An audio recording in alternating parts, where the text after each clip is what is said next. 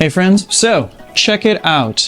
Fresh today, I just got a package from Flowtoys, which is lovely because I wasn't expecting this to show up for a couple days yet. And it is a thing that I'm very, very excited to explore. It is the bridge that will make the Flowtoys app work with my Flowtoys Poi and be able to program special things for them. So I am going to dive into these for the first time with all of you. Drex here from Drex Factor Poi, sharing with you the love of poi spinning and flow arts to benefit your body and brain. And today, I'm going to be giving you my first impressions of the Flowtoys app, programming with it, and of course, what the results of that happen to be. So, you're going to find out at the same time I do. But before we dive in, I just want to give a quick shout out to the friends of the channel. Big thanks to Dark Monk, Fire Mecha, Flowfests, Flowtoys, Juggling Calling, Pyroterra Light Toys, Spinballs, and Ultrapoi for helping to make the videos on this channel possible. You can learn more about all of these awesome companies and the work that they're doing to support flow artists like yourself by checking out the links that I have down in the description of this video. And special thanks to the non-business friends of the channel, Lain Mochinsky and Pekha Pekkonen. Thank you both so much for supporting my channel, my work, and my mission. All right, so first things first, let's unbox this bad boy.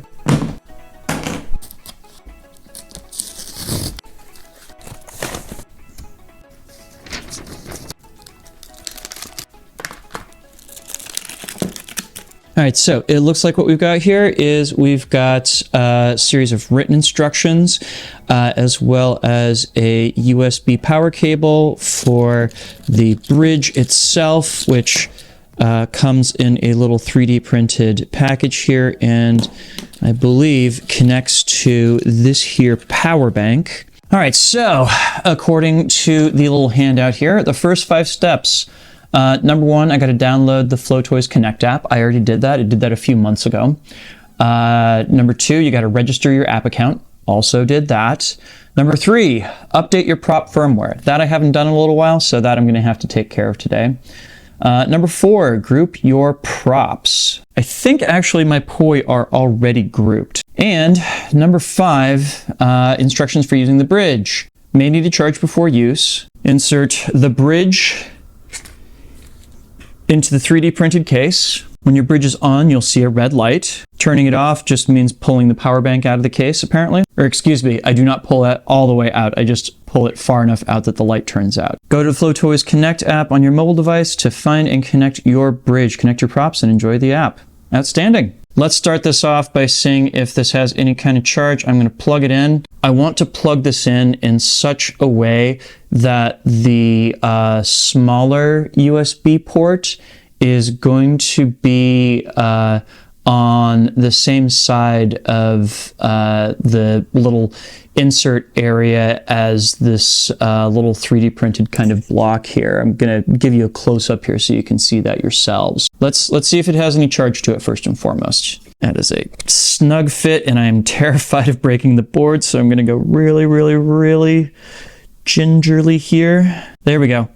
Hey, and I've got a red light. Hallelujah. All right, now to see if I can make this talk to my phone. So I'm in the app right now. I am scrolling down to connect. Hey, found a bridge. And gonna hit the little button that says connect now. Now connected to the bridge via Bluetooth. Outstanding. All right, so let's see then what happens if I turn on one of these poi. Wow!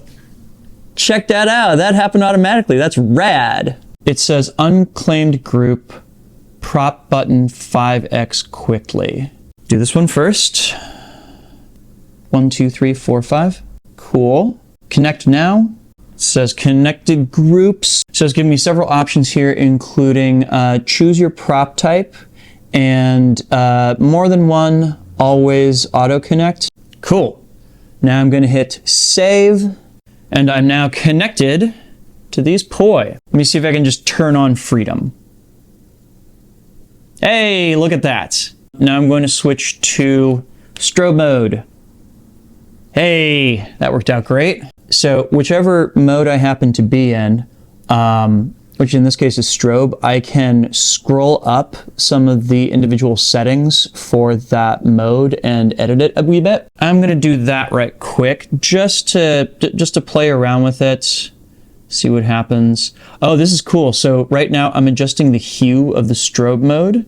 So I can go all the way through the color spectrum. That's handy. There's another slider here that just says adjustment 2. I have no idea what that does. Oh, that's the speed of the strobe. That's cool. One of the things that this app does is you can download music onto it and you can write a specific program into it. I think my next step here is that I'm actually going to try and program a little bit of the piece that I'm working on and see if I can play it and catch it on video for you all. So it'll be listed under shows here. So Big Sad is the name of the song that I'm choreographing to. So let me go ahead and pull that up. Welcome to the show builder. To adjust/edit a mode, double tap on it.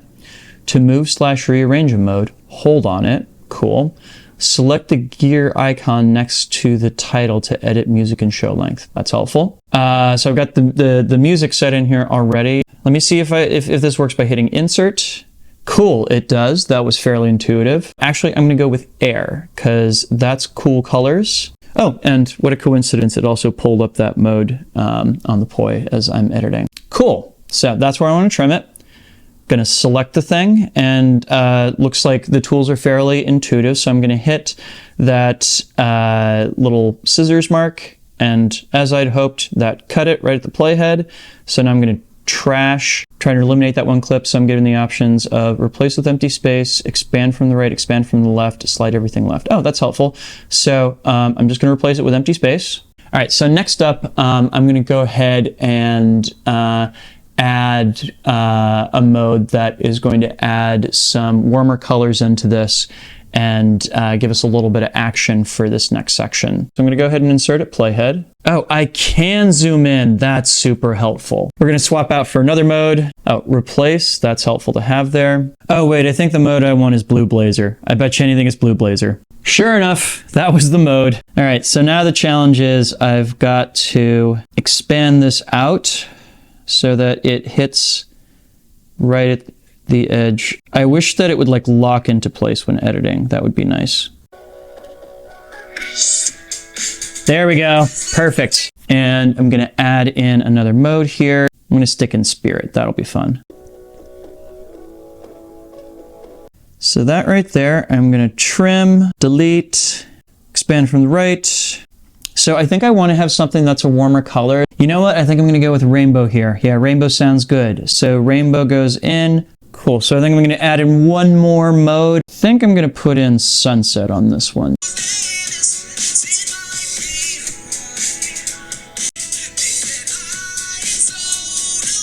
All right. Well, that takes us to nearly a minute. So I'm going to go ahead and say we're good for my testing purposes here.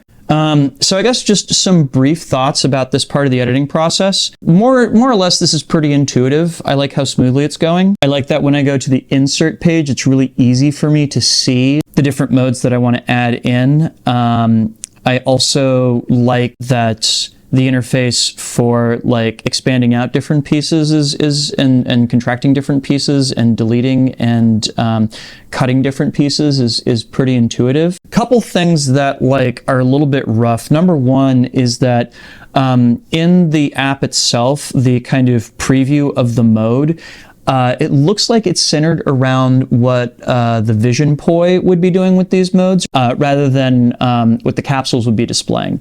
That's a little bit confusing. The only other note I have here is that the magnetic timeline thing, where it like automatically locks you to the end of a different clip, is a little bit hit or miss. It worked a couple times in here, but there were a couple times when it didn't work as well. And the only other thing is that whenever there's a mode switch, I'm noticing that one of the Poi switches like about a half a second before the other one, and you know, having a half a second delay between mode changes can definitely be a thing that like takes you off the beat.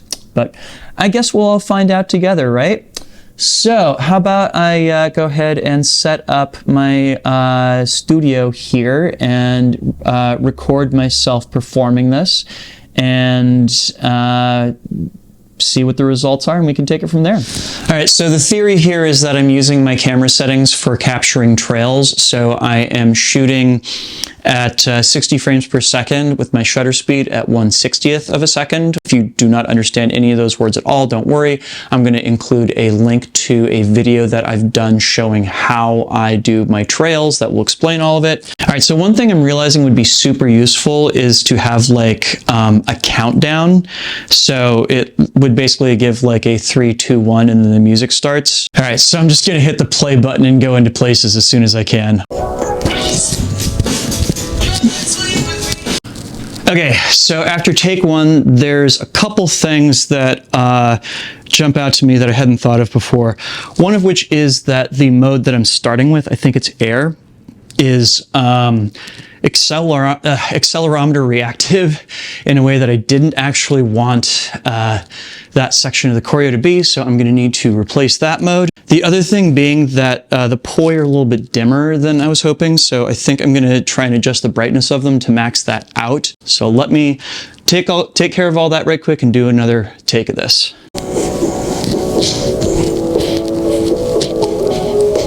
Cool, so I think that take went much smoother. I am still concerned about the brightness of the poi, so I'm gonna monkey around with the lighting settings here to see if I can get things darker and get the poi to stand out a little bit more.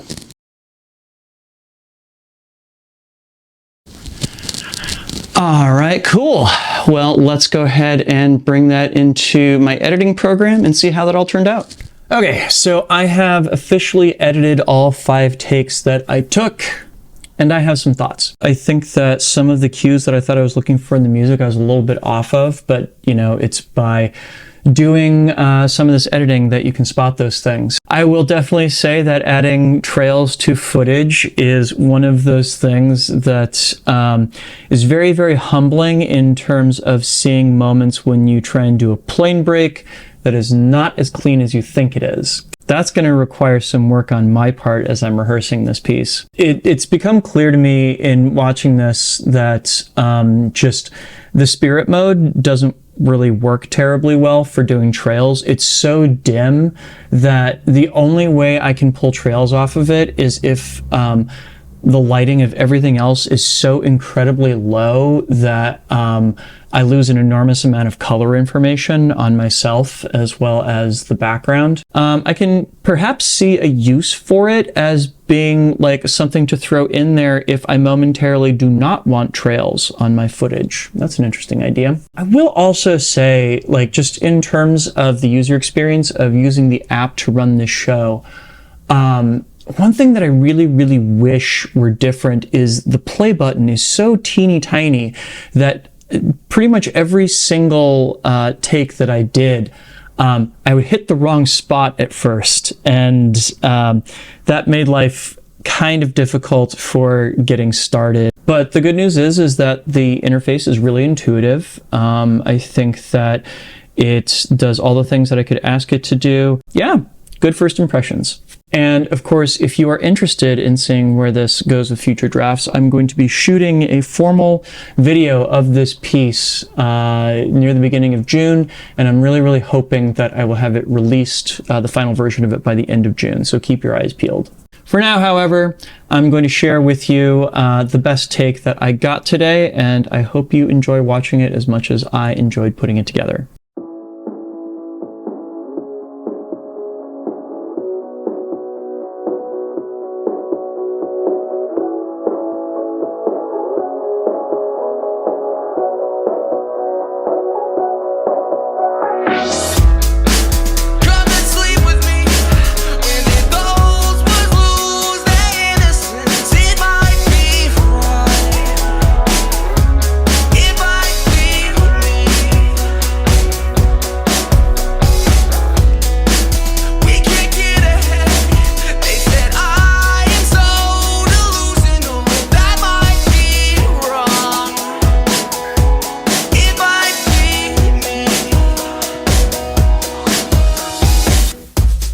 Do you have the Flowtoys app and bridge? What has been your experience using them? Leave me a comment and let me know. And if you got anything out of this video, please make sure to like, comment, share, and subscribe to help other people find it, and of course, to help my channel grow.